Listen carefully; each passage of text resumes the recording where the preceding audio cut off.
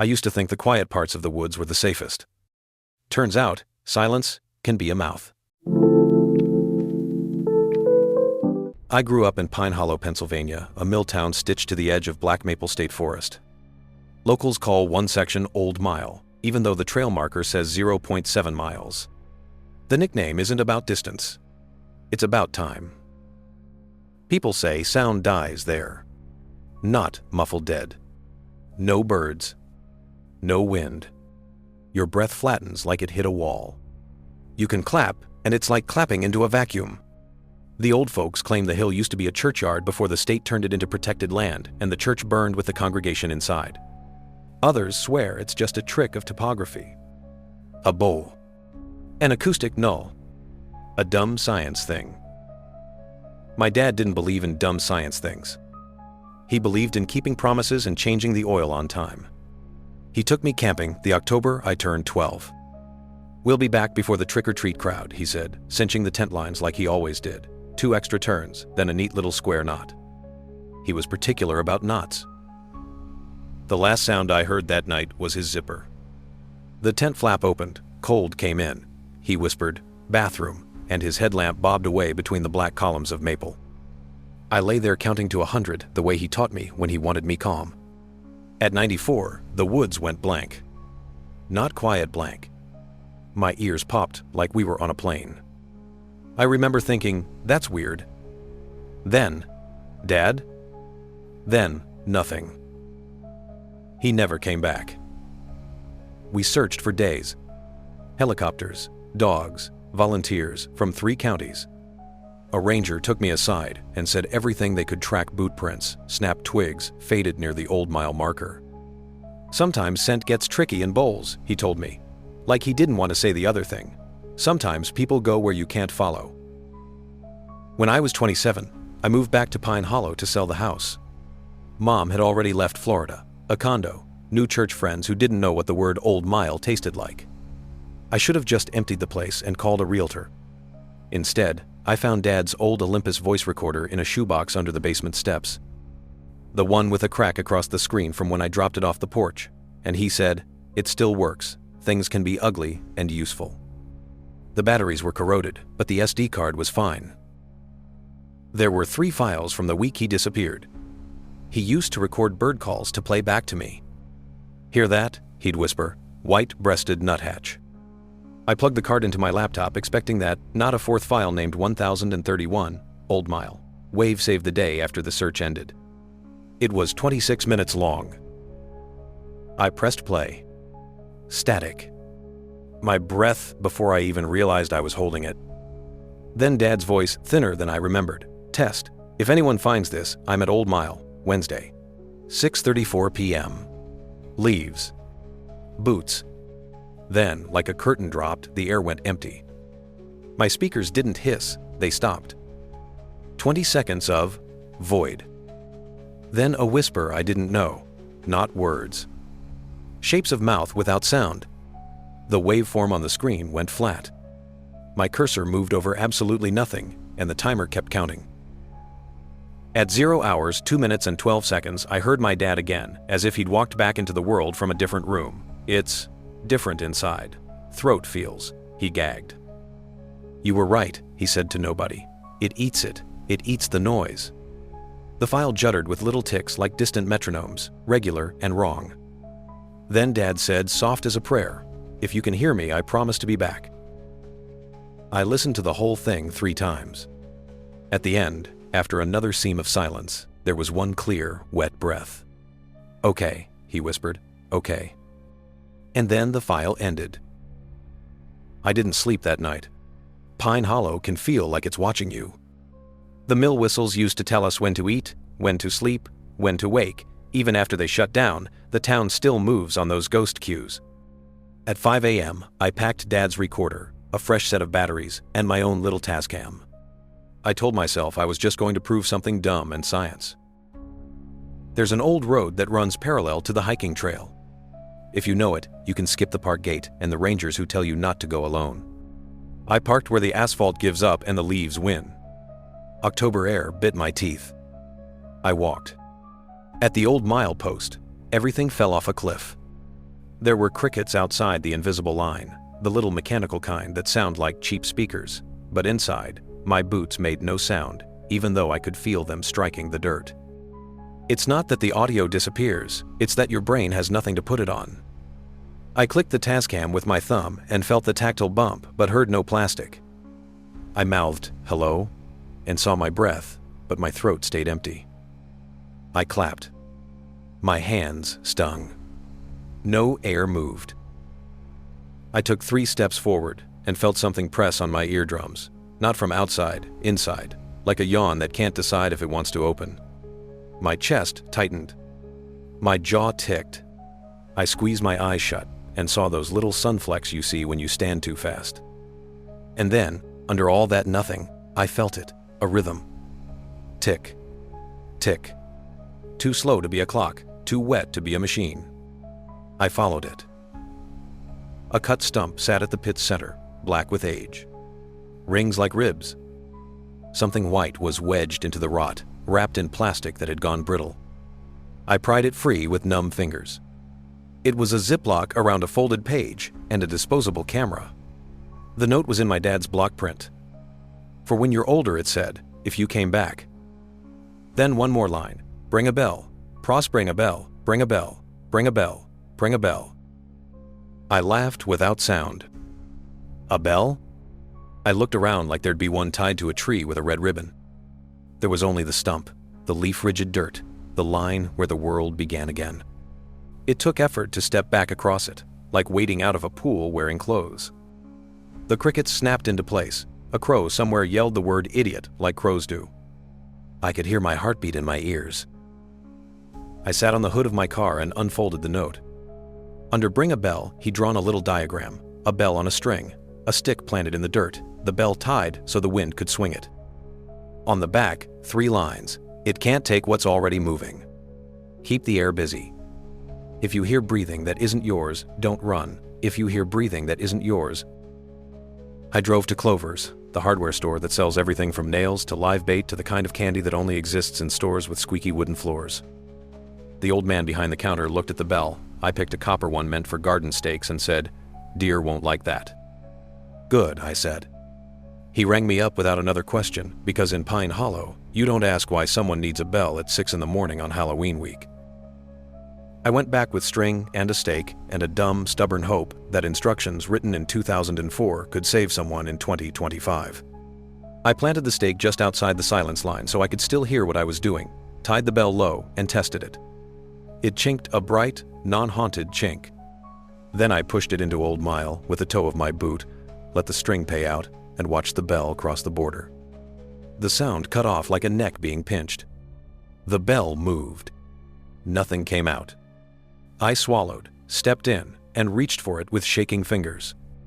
The moment I touched the clapper and moved it, I felt the resistance ease like a pressure plate unweighted and heard a microscopic ghost of a ring in my skull. Not air. Bone.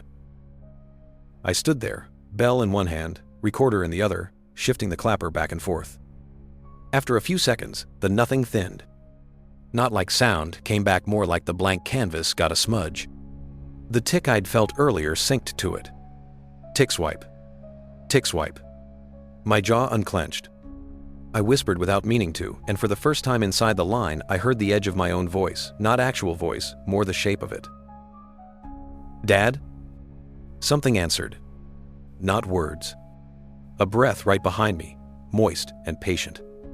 My body took a step before my brain did, and the bell jerked wild, and the resistance returned so hard my eyes watered. I remembered the note. "If you hear breathing that isn't yours, don't run." I forced myself still. I moved the clapper again, slow and steady, like I was petting a dog that might bite. The breath moved with me. It circled. My neck prickled in a ring where the cold got smart. I let the bell swing on its own. The tick slowed, matched it, then softened to a hush I felt in my molars. I closed my eyes because I didn't want to see what shape silence takes when it learns to stand up. "I brought what you asked," I mouthed. If you can. A hand closed around my wrist. Warm. Scar on the knuckle where the mower blade caught him the summer of '02. I knew that hand like I know my own name. I opened my eyes and there was no one in front of me, but my wrist had weight on it, and the bell clapper moved without my help, and the tick became a breath, became a sob. And under all of it, a voice I hadn't heard in 15 years said, "Not in my ears, not in the air, but in the place where you keep promises. Good girl." I made it 3 steps backward to the line before something pulled back. Not my dad, the other thing. The pressure rose so fast, my teeth hurt. I kept the bell moving. The hand on my wrist squeezed once that old dad squeezed. That means, it's okay, it hurts now, but you can finish and then let go. I fell backward over the invisible border into a pile of dry leaves that sounded like 1,000 tiny bones. The bell flew, hit the post, and rang out a bright, perfect chime that made the crows swear again. Something crossed the line with me. Not a shape, a temperature. The bell didn't like it. It rang once by itself, pure as a coin, and the cold peeled away. I lay there, half laughing, half sobbing, listening to my own breath make real air. The recorder in my jacket pocket finally picked up my heartbeat. Too fast, too loud, totally alive. I didn't go home. I drove straight to Thorne County Sheriff's Office and asked for Detective Lemma, the one who used to come to our house in his uniform and say, "Ma'am," to my mother, like he was putting blanket corners under a mattress. He's gray now. His tie is the same kind of bad. "I brought you something," I said, and handed him Dad's note and the disposable camera and my Tascam. He listened to the WAV file from 2004 first, eyebrows up at the dead stripe where sound should be. He listened to my file from this morning second, face hollowing a little when it caught the breath that isn't quite a breath, at 0 hours, 6 minutes, and 47 seconds. "Audio anomalies aren't evidence," he said, "the exact way men say things when they want to protect you from the edges of hope." Then he sighed. "But a note in your father's hand is..." They sent the camera to the lab. I waited at the house, sitting on the porch steps with a ceramic mug I didn't drink from, Belle on my knee like a pet. Around noon, Lemma called. 3 exposures came out, he said. 2 are black. The third is, "I'm coming over." He brought the print in a folder and slid it toward me like we were both scared it would break. It showed the stump. The same rot vein, the same ring pattern. And on the stump, a hand. Not attached to anything we could see in the rectangle of the photo. Fingers spread, knuckles nicked. Scar where the mower blade caught. In the palm, a little metal tag like the ones they use on church keys, stamped with a number, 19. I didn't realize I'd stood up until the folder slid off my lap. "It's him," I said. Lemma pinched the bridge of his nose. "We can't," he started, then stopped. "We can't explain how it's him," he corrected. "But your father's case will be reopened." Update 1, 10/28, 7:42 p.m. I went back with Lemma and 2 rangers. We set the bell where I had before and measured the line with decibel meters that returned nonsense. They threw their voices into the pit like coins into a well. The well kept them. I kept the bell moving. At 0:11, after we crossed, someone behind me whispered, clear as the bell, 19. I spun. The rangers swore. Lemma put a hand on my shoulder and said, "Stay." We found the tag. It wasn't on the stump like in the photo. It was under a thin skim of dirt 6 feet away, bright as a tooth. There are 19 stones on the hill if you know how to look. Not graves flatter. Not natural placed. We brushed off the nearest and saw a circle pressed into the surface by something there for a long time and then not, the round scar a bell makes when it wears the world thin. "Keep the air busy," my dad had written. 19 bells for 19 stones. We moved slow, marking each stone with flagging tape, counting under our breath because nobody wanted to speak out loud in a place that turned sentences into bait. The further we went, the stronger that internal pressure got, not pain exactly, more like your ears trying to swallow something the rest of you can't see. I kept the bell moving. Every time I stopped, something in the dirt took a polite step forward. We didn't finish before dark. The rangers said they weren't staying after sunset. Lemma said he wasn't leaving a civilian in there after sunset. I said I wasn't a civilian when it came to this. We compromised by putting little battery fans on each stone we'd marked and letting them hum out the night. If you stood just outside the line, you could hear them like a hive. If you stepped inside, you could feel them on your bones and nowhere else. I slept in my car with the bell on my chest. I dreamed in subtitles. Update 210/29, 2:13 p.m. We bought 18 more bells. Clovers ran out of copper and sold us the tin ones he uses for his goats. You fixing something, he asked? Or breaking it? This is a notizen repin, the Cinteri, or breaking it. Both, I said. The four of us, me, Lemma, 2 rangers, staked a bell at each stone. We set them low, tied loose, left string enough for the wind that doesn't blow in Old Mile to pretend it does. It felt like threading a mouth shut with music. At the 19th stone, the pressure peaked. The bell string slid through my fingers like it wanted skin. I tied a knot the way Dad did, 2 extra turns, square, kiss the ends. When the clapper touched the bell, the void hiccuped. A single syllable fell out of the world onto the dirt between my boots. Back. Lima heard it. The Rangers heard it. We looked at each other with that expression people get at births and thresholds. Back who? Lemma asked the air, because he is the kind of man who knows names matter. Back me, I mouthed, and swallowed whatever the pit wanted me to say next. The bells kept time all afternoon on bone, not air. 19 rhythms that were slightly off from one another, the way heartbeats never match perfectly. The pressure settled into a bearable ache. On the recorder, it looks like 19 thin threads running under everything we say. If you speed it up, it becomes a chord. While we worked, an old woman watched from the shade beyond the line. I recognized her as Mrs. Dallow, who used to sell crocheted pot holders at the firehouse breakfasts. She waited until we came out to speak. I told them in '79, she said, voice like gravel in a paper bag. They laughed. We tried bells back then too. Didn't have enough, didn't find them all. Now you did. She touched my sleeve with 2 light fingers. You mind the breathing, it lies. Update 3, 10/30, 11:56 p.m. I stayed late, alone, even though I said I wouldn't. I told myself I was only going to replace 1 knot that slipped on stone 7. I brought a lantern even though the lantern's sound wouldn't carry in there. The bells took the edge off the void, but it still pressed. The 19 lines of bone music laid a grid over the hollow. I stood in the center like a fly in a web and tried to breathe on purpose. At 11:40, the wind outside the line picked up real wind, leaf wind, the kind that smells like faraway fires. Inside, nothing moved. The bells kept chiming in my teeth. And then, something stepped into the grid. Not a foot, a choice. Each bell in turn faltered the tiniest fraction, like someone brushed it with a sleeve. I said Dad without making sound, and the pause that came back was a yes. He's different here, wherever here is. Not a ghost. Not a man. A shape pressed into vacancy by wanting. The bells give him edges. I held out the recorder like an offering because I didn't have another body to give. The machine ticked to mark time that wasn't there. Somewhere outside, a barred owl said, "Who cooks for you?" And I almost laughed because the answer is nobody, not in there. Inside, a new line braided into the 19. Breath, mine, breath, not mine. The space between them where all the words live that we can't say yet. I don't know how long we stood like that. The lantern guttered. My legs shook. When I finally stepped out, the night clattered back so hard I had to sit down.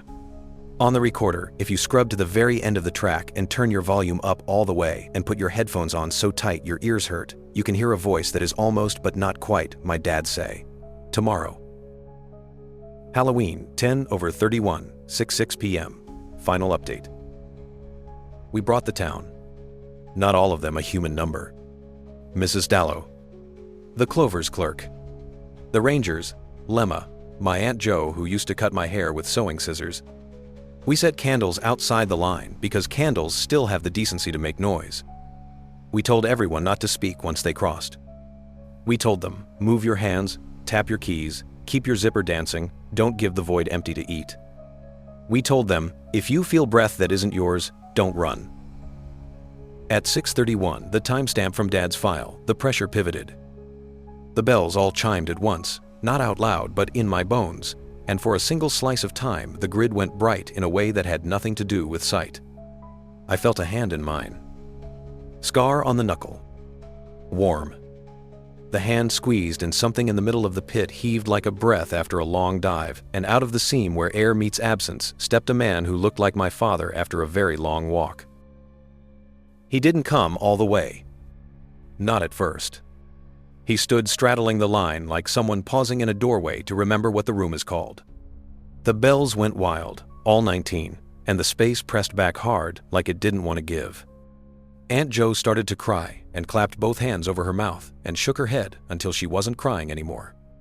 The Clover's clerk whispered, "Jesus Mary," and the sound died in his teeth, and we all watched a person decide whether to belong to sound again. My dad stepped out. The bells settled. The pressure slid away. He put both feet on regular dirt and looked at my face like it was a photograph he'd kept in his pocket so long the corners had worn off. "Hey," he said, and this time the air carried it, and the word went into my ears the way words should, and I said, "Hey," back, and it was the ugliest sound I have ever loved. We didn't move for a second because moving would make it real, and also because everybody was scared to break the spell, even though the spell was broken already. Then he did what he always did when I was smaller, touched my hair like he was truing a picture frame. His fingers were cold. He was thinner. There was dirt under his nails like there had been once after the garden. He said, "Not to me exactly, but to the air. I promised." The Rangers took him to the ambulance because that is what you do even when you are in the middle of a legend. Lima stood with me while the bells rang themselves back down to bone quiet. "We should take them down," he said after a while. "Or we should leave them forever." "Both," I said again, because some answers only come in pairs. They kept my dad overnight. The ER doc said he was clinically dehydrated and weirdly anemic, but otherwise boringly alive. He doesn't remember all of it. He remembers the zipper. He remembers the blank. He remembers, sometimes, bells. When he tries to talk about the middle, his tongue goes slow. The neurologist says that can happen with trauma. The language part of the brain doesn't like rooms without air. People always want endings that fold up neatly. There isn't one. The bells stay for now. The park closed Old Mile pending assessment, which is bureaucrat for, "A mouth in the woods is none of our business until it eats a senator," is less than #0. 5# is greater than folks leave little wind toys at the line. A paper pinwheel. A child's ribbon wand. A harmonica that doesn't play in there, but does on the way home. I asked Dad, quiet, on the porch this morning, was there anyone else? He looked past me to where the trees start and said, "Very careful, there are other hands." He looked at my bell and then at me. 19 is not a number that ends things. So I'm writing this because Halloween is a night when we practice being brave on purpose. If you hike and you find the places where sound goes thin, tie something that moves. Keep the air busy. Don't run when you hear the breathing. Make the mouth chew light instead. Top comments selected. This reads like folk science, and I'm obsessed. Acoustic shadow zones are real, but this is more. Do not go alone. I'm Aunt Jo, and I did not cut her hair with sewing scissors. I did. Bells stay. Bring wind. You, Maple Ranger Tom.